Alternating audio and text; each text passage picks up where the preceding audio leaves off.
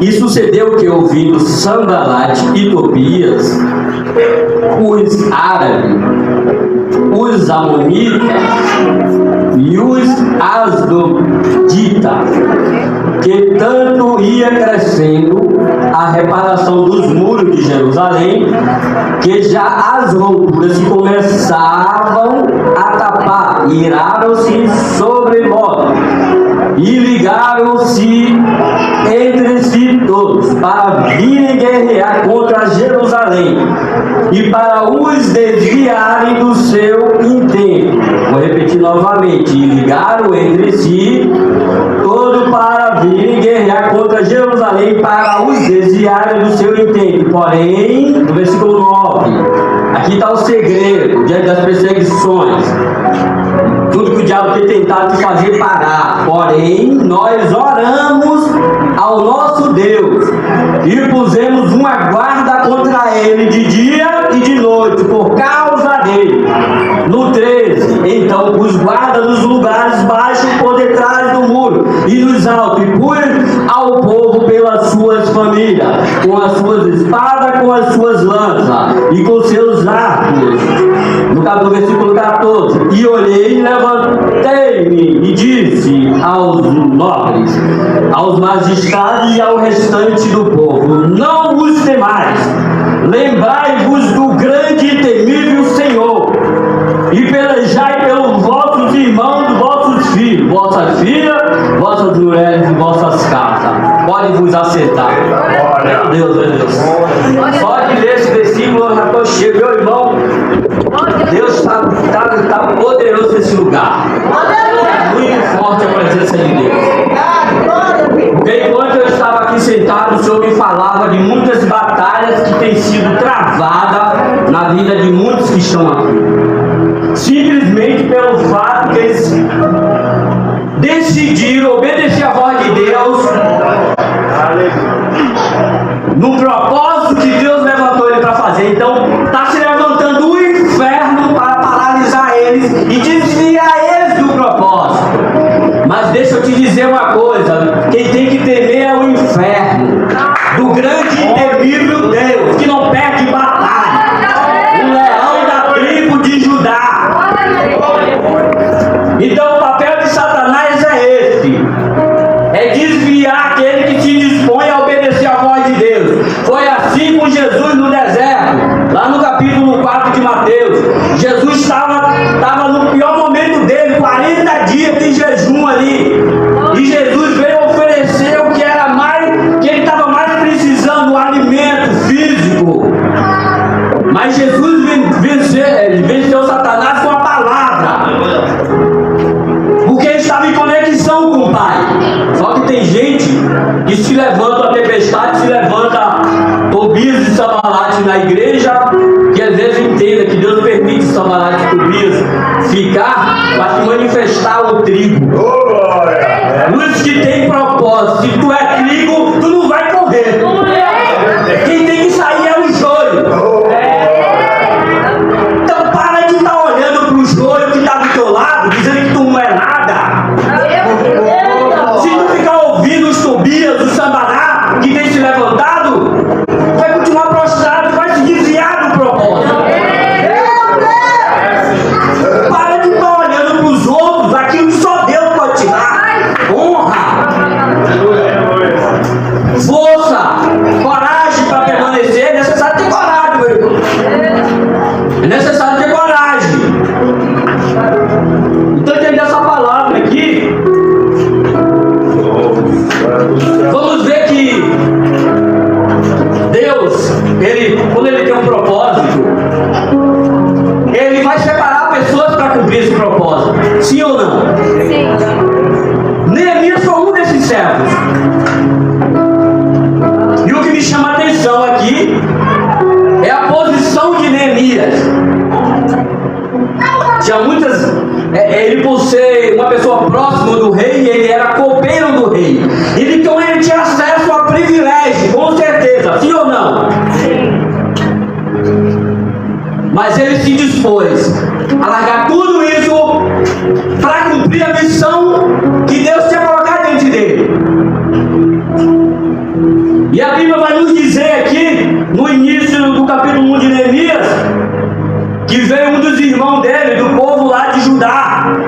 E ele vai e pergunta como é que estava a situação do povo. E aí relataram para ele que o povo estava em total destruição. Versículo 3. E disseram-lhe os restantes que ficaram no cativeiro lá na província estão em grande miséria e desprezo. E o muro de Jerusalém estão fendidos e as suas portas queimadas a fogo. Então, meu irmão, talvez tu chegou aqui com a vida toda destruída, não é assim? Quando a gente chega, quando a gente vem e aceita Jesus, tudo destruído, tudo. E o diabo muitas das vezes ainda vai zombar de nós, que tu não merece a misericórdia de Deus, que tu não presta, que tu vai ser mais um que vai ficar pelo caminho. Não ouvindo não, meu irmão. Satanás é o pai da mentira. Tu vai dar crédito ao mentiroso? Porque na verdade Jesus Cristo, aquele a quem tu dá ouvido é quem vai ser decisivo nas tuas escolhas. Então Neemias tinha conexão com Deus e ele tinha um coração generoso. Eu não consigo dormir em paz no meu travesseiro, quando eu posso fazer mais pela obra de Deus. Aleluia. E quando eu vejo as pessoas fazendo a obra de Deus de comércio, e eu deito no meu travesseiro e durmo em paz, enquanto a casa do Senhor está de qualquer jeito. E quando Deus te deu um dom e tu está retendo esse dom para ti, aí simples fala: eu sou salvo, não preciso pregar para ninguém. Será? Foi para isso que Deus te chamou a mim e a você? Deus nos chamou para ser pescadores de alma. Oh, glória!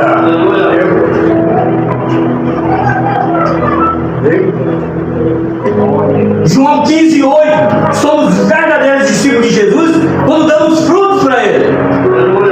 Será que temos dado fruto?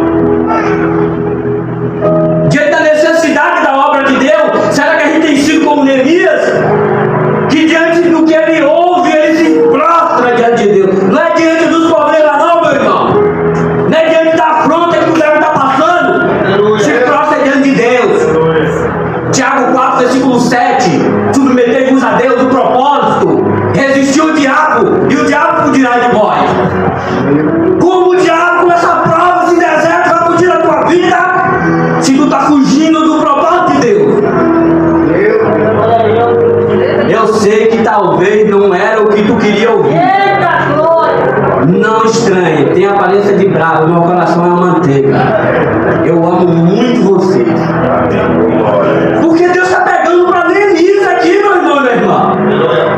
Tem pessoas aqui que tem as armas que Neemias usou. Será que não? O que foram as armas que Neemias usou?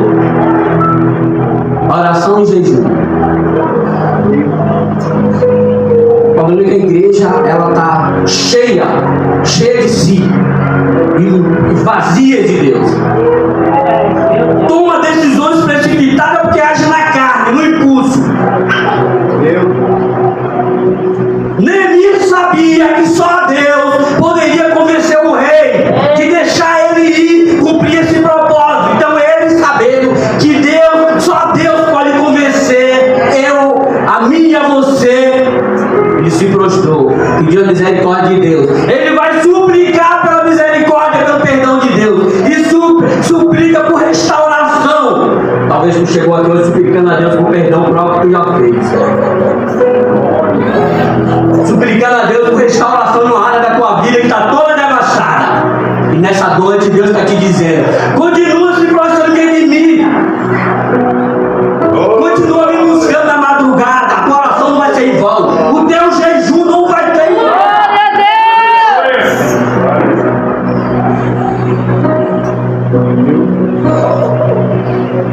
Então Neemias, a Bíblia vai dizer que que as palavras de Neemias, filho de Acalias, sucedeu no mês de Quislé, no nosso calendário, entre novembro e dezembro.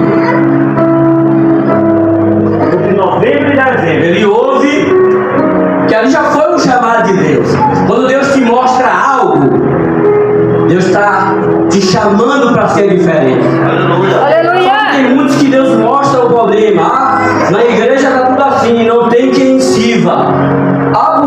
para isso, por que tu não se dispõe a fazer? Glória a Deus! Só fica olhando o problema. Seja a solução. Para de ser crítico. Só vê problema em tudo. O problema está em nós, meu irmão. Dale! Não é o lugar que nos faz. Não é a igreja que te faz. É tu que faz a igreja. Quando tu entende o propósito. Quando tu é trigo, não joia. Quando tu vê alguém com a fofoca, alguém se levantando para dividir, tu sabe, isso aí não é de Deus. Isso não é de um obreiro aprovado. Isso aí não é de um pastor. Isso aí não é do céu de uma serva de Deus. Então tu se afasta dessas coisas. Isso aí! Aleluia!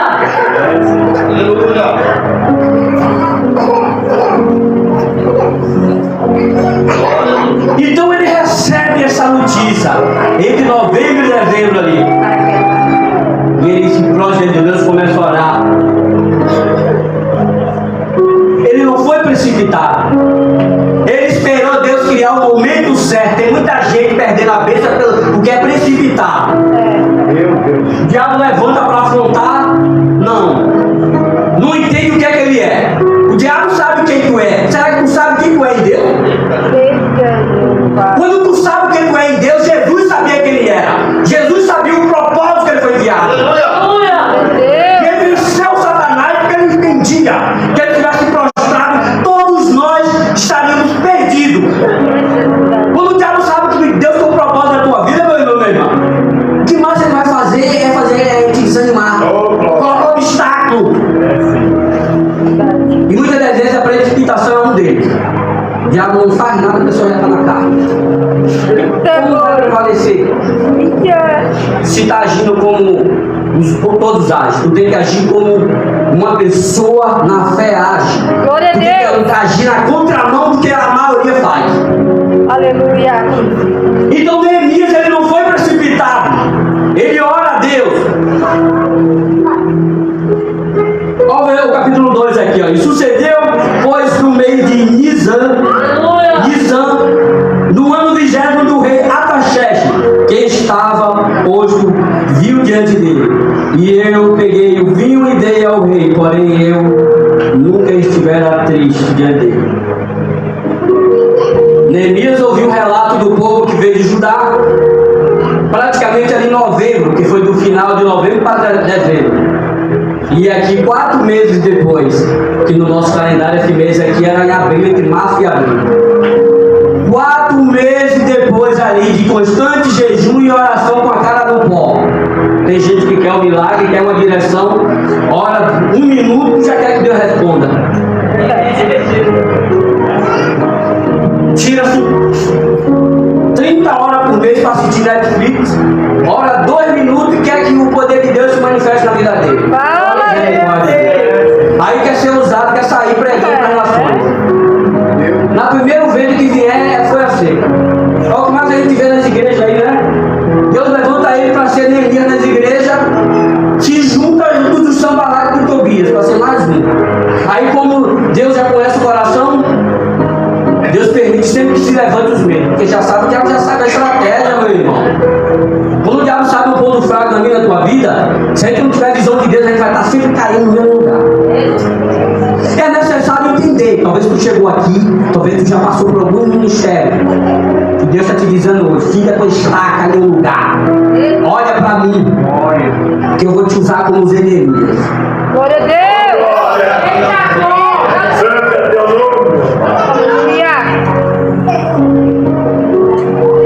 Outra coisa que me chama a atenção,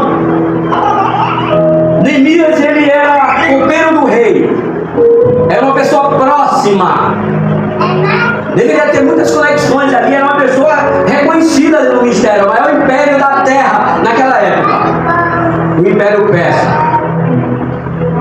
Ele chega em Jerusalém com autoridade de governador. Mas algo que me chama a atenção é que ele chega com discrição, humildade.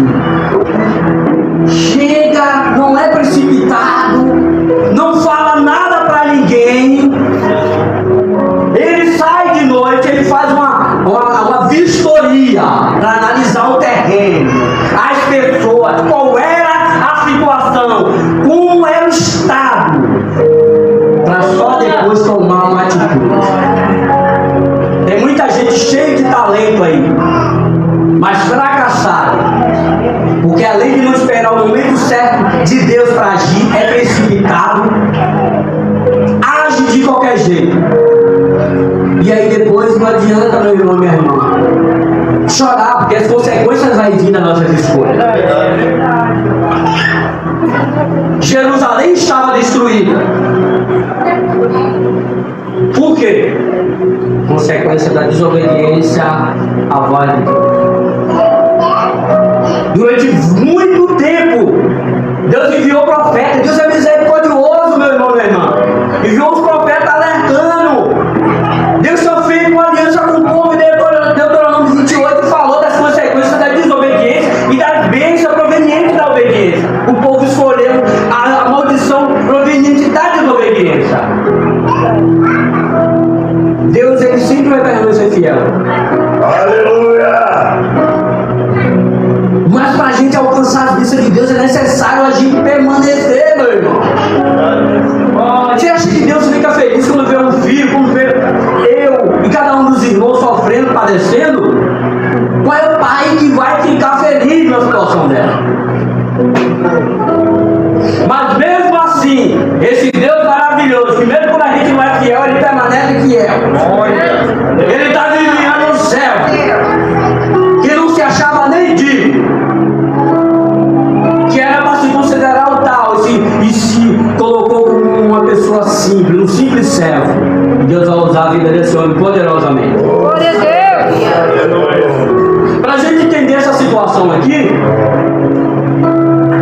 esse povo aqui, quando Neemias é enviado aqui para a restauração dos muros de Jerusalém, essa era a terceira leva de judeu que veio do cativeiro.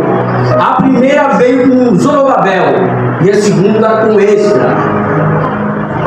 O profeta Ageu exorta o povo, na época da primeira leva de judeu, a reconstruir o templo. Não deram ouvido. Até começaram, mas fizeram caso e deixaram. Ele dava preferência para os próprios interesses. Como Deus vai reconstruir a tua vida se tu não está fazendo a tua parte? Se tu fizer pouco caso da instrução que Deus está te dando, não vai acontecer nada, meu irmão. Eu não posso ser hipócrita. Mas se tu entender o propósito, mesmo na tua pouca força, tu pode até não se achar nada. E ele vai usar a tua vida grandemente. Glória a Deus. Então ele chega discretamente, não fala para ninguém, faz uma vistoria para ver como era a situação.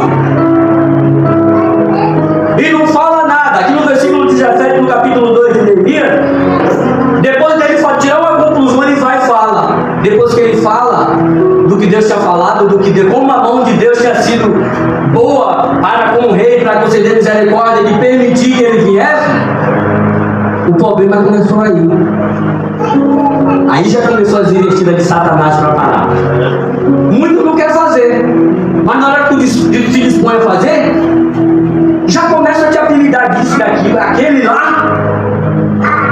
Não deu uma semana, já para. Aquele lá, aquele drogado, pois é aquele drogado mesmo, é aquela prostituta. Os que se acham dignos não quer fazer, Deus levanta esse Glória a Deus. e faz aquilo que ele quer fazer. Dele se cumpre. Então Neemias até então não tinha tido problema, tudo legal, estava agindo conforme a direção de Deus. Quando ele declara para o povo, olha o que vai dizer aqui, ó, o versículo 19 do capítulo 2 de Neemias. O que ouviu Sambalat, o Horonita e Tobias, o servo do Amonita, e Gesem, o árabe, zombaram de nós e desprezaram-nos e disseram: que é isso que fazem? Querem rebelar-se contra o rei? Olha o que Neemias responde. Ele foi ficar se juntando ao joio para se misturar com ele, deixar a incredulidade, aquelas palavras desfalecer a força dele. Não, ele diz que, olha o que ele vai dizer no versículo 20: o Deus do céu é que nos fará prosperar. Aleluia. Liga porque tem que falar de ti, que tu não é nada, que tu não vai conseguir, que esses planos que Deus tem colocado no teu coração vai acabar, que não vai dar em nada. Mentira. Quem vai te fazer prosperar é Deus. É mentira de Satanás, os teus planos permanecem de pé. Assim diz o Senhor para a tua vida.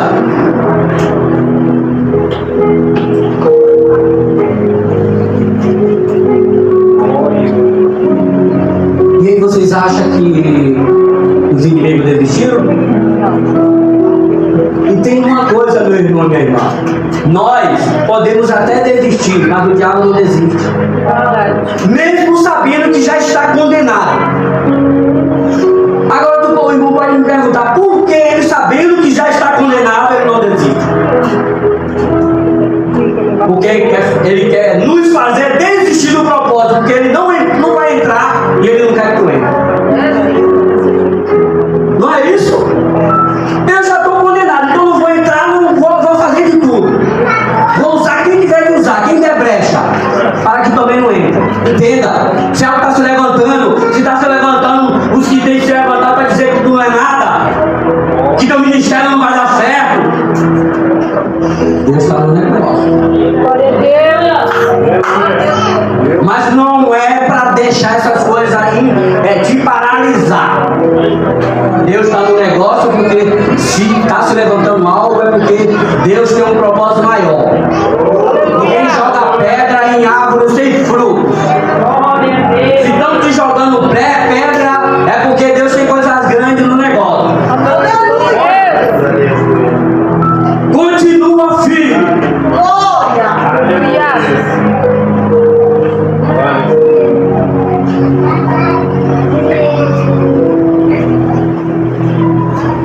E aí o que é que acontece, meu irmão, minha irmã? Os inimigos viram que a obra estava caminhando, o negócio estava acontecendo, que aquilo que era só sonho passou a se tornar uma realidade. Eles vieram, olha o capítulo 4. E sucedeu que ouviram falar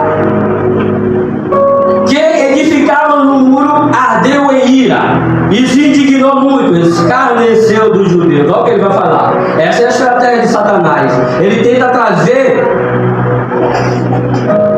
nos atingir com palavras que antes nos atingia.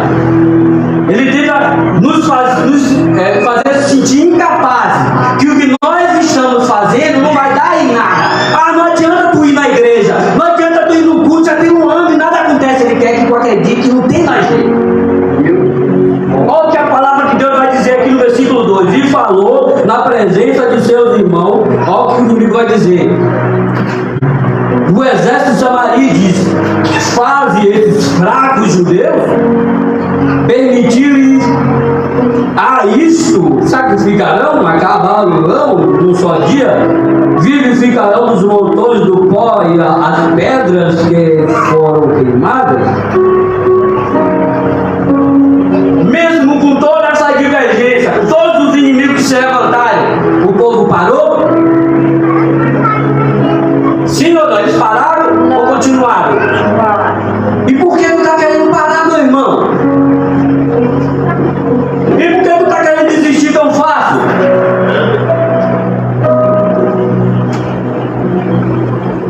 Não desista do teu milagre não, meu irmão mesmo. Tem coisas que a gente que coloca no nosso coração, mas planos, Deus tem muito para a nossa vida.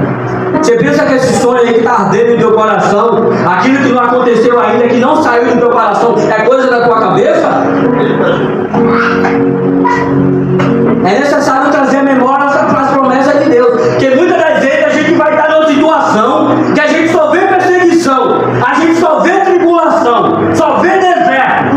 Tu tem que se lembrar do que Deus te prometeu. Deus mente? Não. Por acaso Deus é filho do homem para mentir? Não. Essa é a certeza, meus queridos irmãos. Fique firme. Versículo 6 aqui do capítulo 4. Porém, edificamos o muro, e todo o muro se fechou até sua metade. Há um segredo.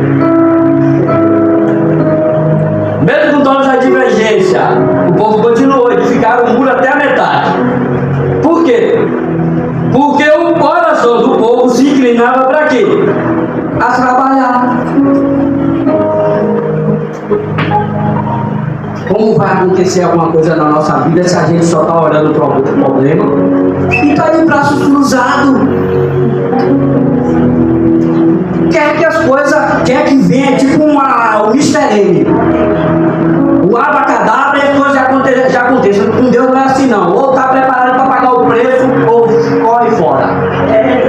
Porque Deus ele permite a prova, ele permite que o inimigo haja para saber quem é tu. Se tu é Neemias ou é Tobias ou é teu Sandarate. Será que tu é Neemias? Eu não fica com medo não, sou bravo na hora de pregar, mas é só aparência. É porque eu prego com a alma, meu irmão. Eu sei de onde eu vim. Eu era DJ das baladas, eu agitava o inferno. E eu sei, Deus me dava visão, estava lá em cima, Deus estava falando comigo no mundão. Sai daí, não é o teu lugar. Mas até isso Deus usa hoje. A gente consegue ter visão de reino. É necessário ter discernimento espiritual. Quando agir, quando uma pessoa está bem, a gente dá livramento àquela pessoa, uma palavra, um direcionamento. Tem muita gente carecendo por falta de direcionamento, meu irmão, meu irmão. E nós, pastores, missionários, temos que ter essa visão de Deus.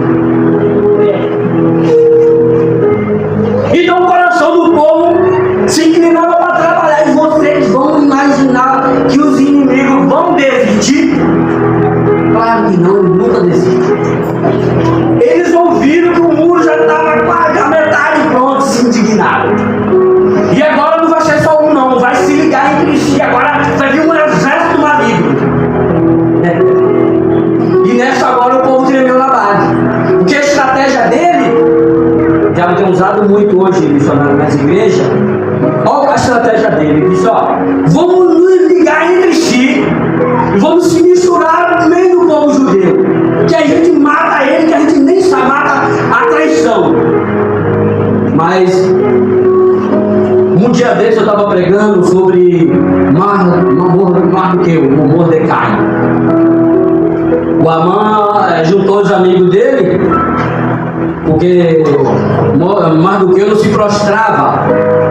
Ele se tornou o primeiro-ministro, todos tinham que adorar ele quando ele passava. E Mardoqueu não se prostrava, e isso indignou ele. Porque muitas das vezes a raiva de Satanás que ele quer que tu se prostre. Ele quer que tu ceda. Quando tu não cede, quando tu fica firme, tu pensa que ele vai desenvolver, vai unir o inferno. Mas não é para ter medo. Contra ele a gente vai.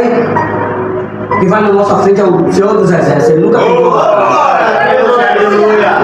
Então o Amã ele estava tramando com os familiares dele um meio de matar Mardoqueu, porque ele se prostrava. E aí deram a ideia para eles fazer uma forca. Mas enquanto ele estava preparando a forca para Mardoqueu, o servo fiel, Deus estava tirando o sono do rei para pegar o livro das crônicas e onde estava escrito que Mardoqueu tinha livrado o rei de uma conspiração de morte. Então a forca serviu para aquele que planejava o mal do servo de Deus. Todo o mal que tem se levantado na tua vida, toda seta maligna que tem sido lançada uma palavra profética na tua vida, tudo aquilo que vem sendo lançado na tua vida, toda maldição hereditária, todo decreto do inferno, Deus vai transformar em honra sobre a tua vida. Deus vai transformar em bênção. Todo decreto do inferno, Deus está queimando hoje. Não dê ouvido, é mentira de Satanás. O plano de Deus está de pé. Tu vai ser um homem e uma mulher de Deus, cheio do Espírito Santo. Glória a Deus.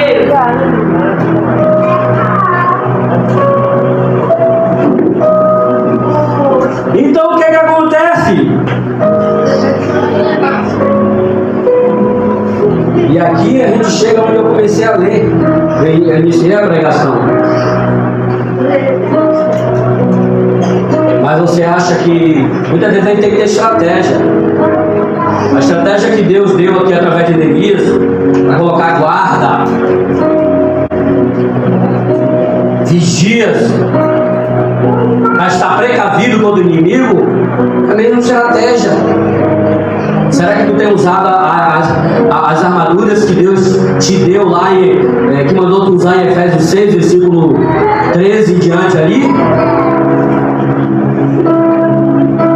Não adianta tu ter uma boa ferramenta se tu não saber usar. Não adianta. Tem muita gente aí perdendo batalha porque não está sabendo usar a ferramenta. Tem que usar a ferramenta da maneira certa, meu irmão. Não é usar a ferramenta para estar sendo um acusador, para estar sendo um joio. Seja a árvore plantada à beira do ribeiro, meu irmão, minha irmã. Aleluia!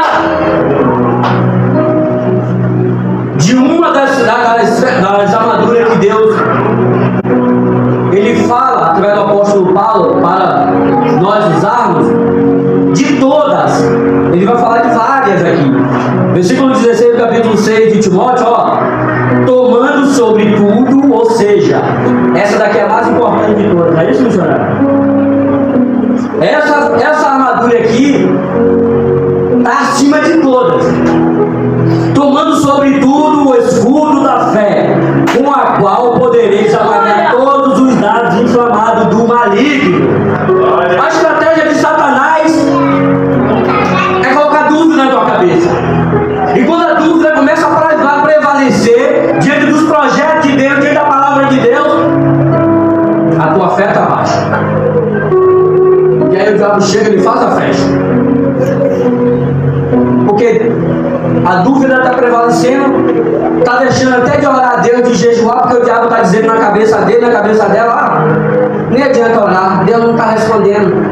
Para que jejuar? Já ora tanto tempo e nada acontece. Não vai por aí, meu irmão. Continua orando, continua buscando. Na hora certa, Deus vai preparar o teu milagre. Aleluia!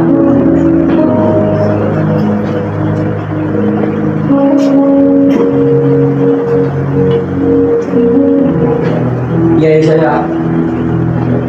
dava até para parar aqui. Mas aí quando eu vejo que os inimigos não desistiram, tanta investida para parar a obra, você acha que eles pararam? Agora eles intentaram um plano maligno. Vamos fazer o seguinte: vamos mandar uma carta ali, aparentemente boa, com boas intenções. Vamos trazer ele para tal vale e lá a gente mata ele. Com uma boa intenção. Tem coisas que tu estava pensando que é coisa boa, mas cuidado.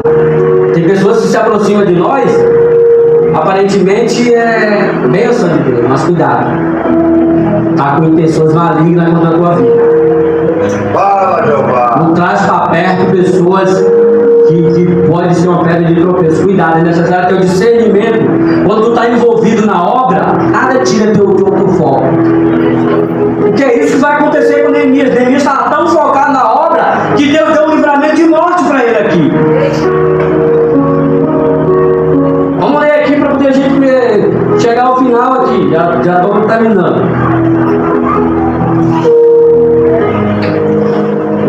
E sucedeu que desde aquele dia,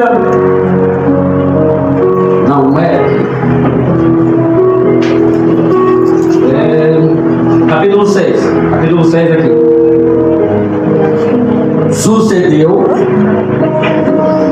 que ouvindo Sanbalat e Tobias, Gesem o árabe e o resto dos nossos inimigos, que eu tinha edificado o muro e que nele já não havia mais brecha, necessário para fechar as brechas, viu? Não tem como o diabo fugir aí, esse deserto acabar, está cheio de brecha aberta. Necessário a gente fechar as brechas, porque o diabo, quando ele acha a brecha, ele faz a festa. E Deus tem planos grandiosos na minha e na tua vida.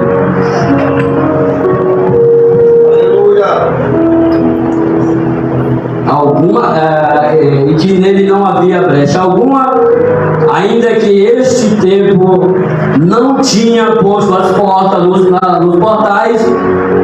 Sanbalat e Gesem mandaram dizer: vem, e congreguemos juntamente nas aldeias, no vale de On. Porém, tentavam fazer-me o mal. Olha a resposta que eu e você tem que dar.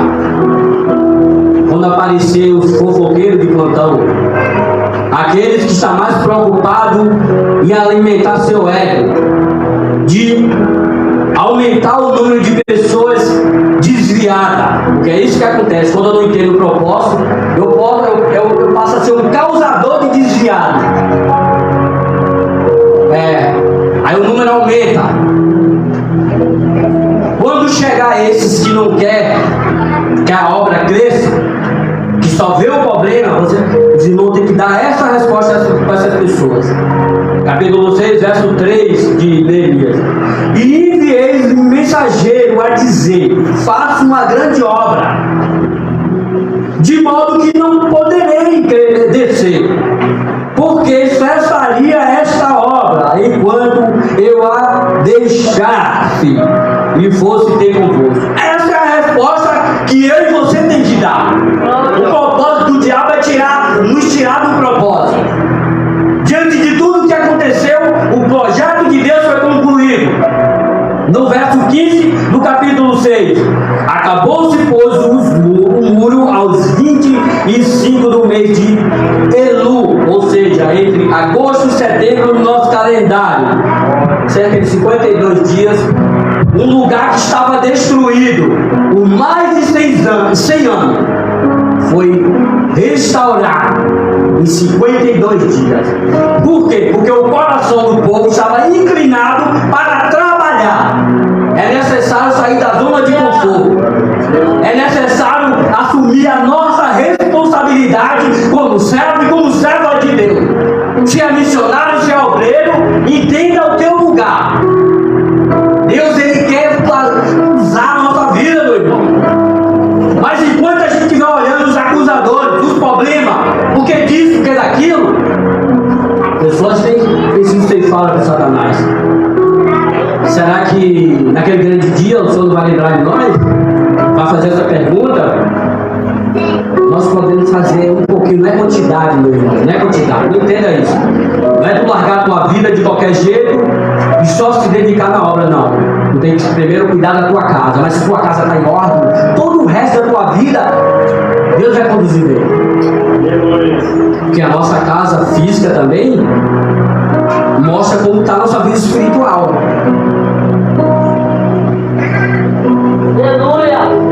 Mas Deus é fiel. Aqui tem um povo como Neemias, não como os Tobias e Sanbalate.